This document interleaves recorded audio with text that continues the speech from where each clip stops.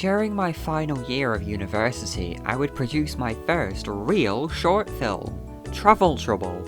The short is part of a series I've been expanding for over a decade now called The Things, with Travel Trouble being just another day in Carrot County. Through the film we follow Pip-Nip and his conscious thoughts in a physical form known as Irritimer.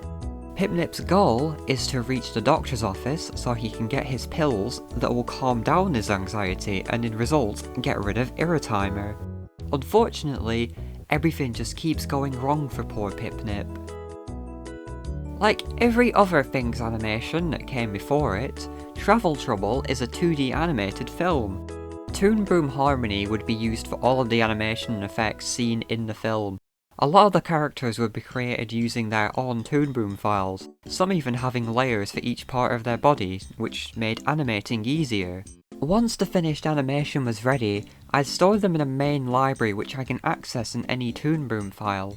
The characters can then be resized and moved around to create the finished scene. Some characters would just be drawn and animated in the scene they appeared in though.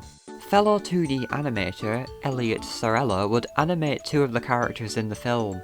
These two were Felix Fox and Lucas, which I would hand over templates of to be animated. These two are actually rigged, as Elliot was more comfortable with making rigged animation. Every other piece of animation in the film is all hand-drawn.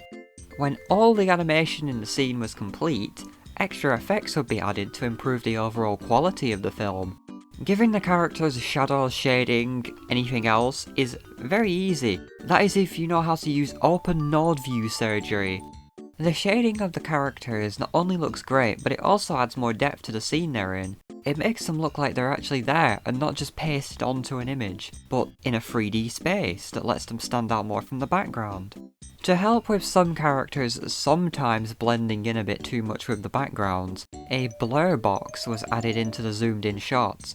This made the characters' outlines way more defined and gave more of a cinematic feel to the film, with the camera being focused on that character rather than that background. To sync up any voice lines or important sounds, I would import the sound files into Toon Boom.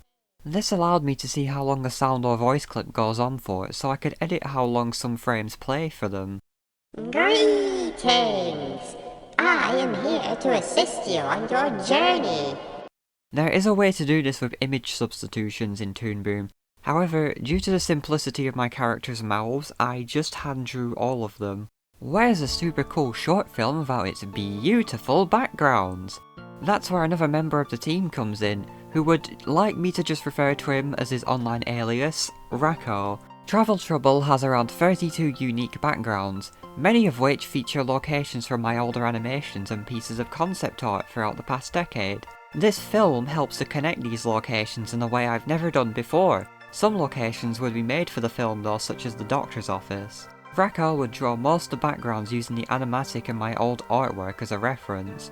I also drew a few backgrounds in the film myself, one of these being the city, which goes by in about 8 seconds in the film, with hours being spent making it. You don't even see half the background as well due to the camera positioning in the actual scene. This is the case with a couple other backgrounds too, due to the camera being zoomed in just a bit more on the character so they can be seen a bit better. What the? The aim for the backgrounds was to make Carrot County feel like a real lived-in town, and when the characters are placed into them, I think that was achieved. There's so many details I've shoved into this film that you'll probably have to rewatch it multiple times to find them all. Something that should be easy to notice is the position of the sun changing in most of the scenes. The opening shot shows it rising behind the hill, with every scene after that showing it progressively rising until the end of the film. This was another way to silently show the viewer that the time is passing in each scene, much like some of the clocks that are shown which do actually show the current time at that moment. The sounds and voices for Travel Trouble were a very fun part of production. The sound effects really do add to the film in a sense of humour, making it more obvious what's happening, and of course, they just add to the amount of total chaos going on when the second half of the film's taking place. Oh, jolly good show. A couple stock sounds from the Warner Bros. Sound library and other old cartoon sound libraries would be used to really crank the wackiness up to 11. If it wasn't already obvious, I voiced Pipnip as well as a couple other interesting individuals around Carrot County. Excuse me, does this train go to Quinford Lane? Why, yes, just get a ticket from over there. Some might be ones I've been voicing for years, and some are just me trying to improve my voice acting skills. I would also be assisted by some of my talented friends who voiced a couple of the other standout faces. Sir, this is the third time you've done this. Get out of the way! One of my cats, Quinn, would even join in on the fun with him providing some real cat sounds that would be used for Pipnip in some scenes. We don't have time for this! Pipnip was partly inspired by Quinn, with him being quite the scaredy cat, so it felt fitting that Quinn helped voice him. Irritimer was also voiced by me. The main reason for this was because Irritimer is a projection of Pipnip's thoughts, so having them be the same voice made sense. Irritimer's voice is clearly distorted due to the way it sounds. To do this, I went into FL Studio with the voice clips and cloned them. This one stayed the same, but turned down quite a lot. This one would be pitched up halfway.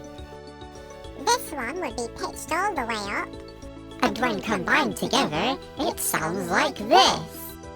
An echo effect was also added to Irritimer's voice to give him that extra ominous and otherworldly voice. To avoid using mostly stock sounds in the film, and because specific sounds needed to be recorded for some scenes, me and the team would record our own Foley sounds. I would use the Foley room at the university to create many of the sounds that you hear in Travel Trouble. Pipnip walks and runs at many different speeds throughout the film, which required multiple sounds that could not be found online. Many of the surfaces in that room allow me to make unique sounds for different floor types in the film as well.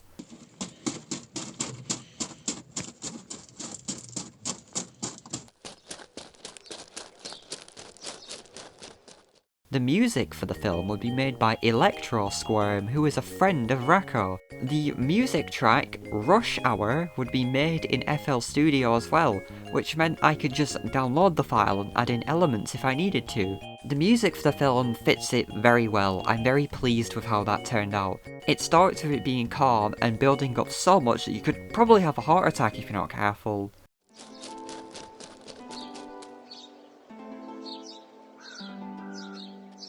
You're going to be late! The main melody is mostly always present in the film, but it will be playing at different speeds or with different instruments depending on that scene. Oh. Yeehaw! This is a turn. I would edit the film itself together with Adobe Premiere Pro, as I commonly use this program to edit all of my videos on my channel, so I had a good understanding of what I was doing. The 37 scenes that I created in Toon Boom would be pieced together with the sound effects being added, and then the music. This project was more than just a final university project to me. It feels more like a celebration of how far I've actually managed to come since I drew that first comic back in 2013, compared to what I have now. I'm very proud of the short film I've created, and I loved most of my time creating it. This is pretty much my grand finale for university, but hopefully it's just the starting line for the rest of my career and life really, and I'm hoping I don't stay at that starting line and something good can come of this. So much love and care has been put into this film, not just by me but the rest of the team that I'm very grateful for. People may recognise some of the older characters that appear in the film, or you'll just simply enjoy seeing them for the first time. There's over 60 of the Thing's characters that appear in Travel Trouble, with only a couple of them being brand new just for this film. Can you spot all of them? Hopefully you'll be seeing the residents of Carrot County again soon. I've had plans for years what my first, longer short film would be. I hope you've enjoyed this little video showing you how parts of Travel Trouble were made, and I especially hope you love the film itself if you managed to see it. Thank you for watching, and I hope to see you again soon. Bye bye!